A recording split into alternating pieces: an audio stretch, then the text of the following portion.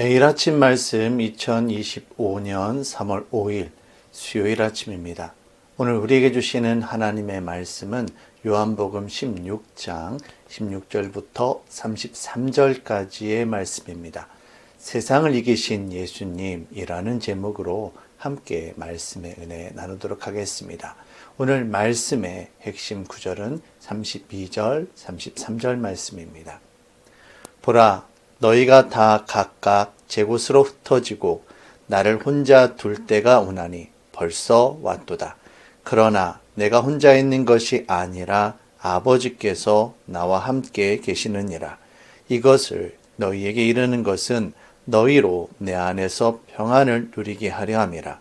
세상에서는 너희가 환난을 당하나 담대하라. 내가 세상을 이기었노라. 아멘. 십자가 죽음과 부활을 앞두신 예수님께서는 제자들을 향해 너희가 잠시 후면 나를 보지 못할 것이고 또 잠시 후면 나를 다시 보게 될 것이다 라고 말씀하십니다. 예수님의 십자가 죽으심으로 인해 제자들은 애통할 것이고 세상은 기뻐할 것입니다. 하지만 결코 이것이 끝이 아닙니다. 왜냐하면 부활의 영광 그리고 오순절 성령 강림이 있기 때문입니다. 십자가 이후 부활하신 예수님을 만나게 되고 그리고 보혜사 성령 하나님을 통해 진리를 깨닫게 된 제자들은 근심과 걱정을 벗어나 기쁨으로 충만하게 될 것입니다. 믿음은 이처럼 죽음과 부활 사이를 건너는 능력이 됩니다.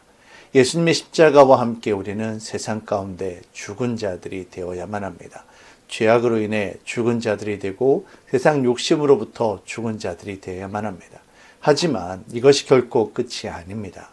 마치 가지가 나무에 붙어 있음으로 말미암아 열매 맺게 되는 것처럼 우리가 주님 안에 거하게 될 때 주님의 부활은 곧 우리 믿는 자들의 부활이 될 것이며 예수님과 함께 부활의 기쁨을 누리게 될 것입니다. 그리고 이와 같은 부활의 기쁨은 바로 세상을 이기는 능력이 됩니다. 예수님께서는 제자들을 향하여 세상 가운데 환난을 당하더라도 담대하고 평안하라고 말씀하십니다. 왜냐하면 예수님께서 이미 세상을 이기셨기 때문입니다. 우리의 믿음은 이처럼 이미와 아직 사이에 있습니다. 우리는 예수 그리스도 십자가 믿음으로 말미암아 죄 용서함 받고 구원받았습니다. 하지만 우리는 부활의 소망을 가지고 이 땅을 살아가며 동시에 다시 오실 주님을 기다립니다. 이 땅을 살아가는 우리들에게 환난과 핍박, 어려움이 찾아올 것이지만 우리는 성령 하나님의 도우심을 통해 마침내 구원을 완성하게 될 것입니다. 세상을 이기신 주님이 오늘도 함께 하십니다. 믿음으로 주님과 동행함으로 말미암아 구원의 완성을 이루어가는 저와 여러분들이 되시기를 주의 이름으로 축원합니다.